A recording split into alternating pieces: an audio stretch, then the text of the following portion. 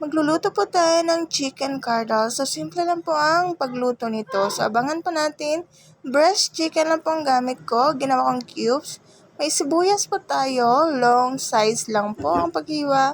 May kawali at saka olive oil. So, olive oil ang ginagamit dito sa chicken cardal.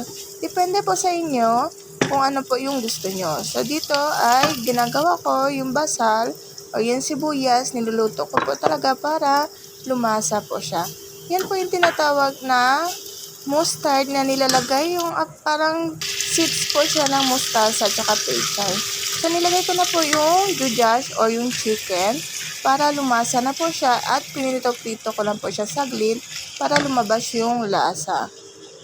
Yan po ay curcum or turmeric, tapos paminta. Yan po yung mga ginagamit ko rito. Yung oregano po sa Pilipinas ay hindi gaanong pinapansin. So, dito ay ginagawa po nila ay nilalagay po talaga sa ulam. So, ihalo-halo lang natin yung mga buhara para lumasa na yung manok. Para sama-sama na siya sa loob ng manok. So, naglagay din ako dyan ng mili or asin. Konti lang.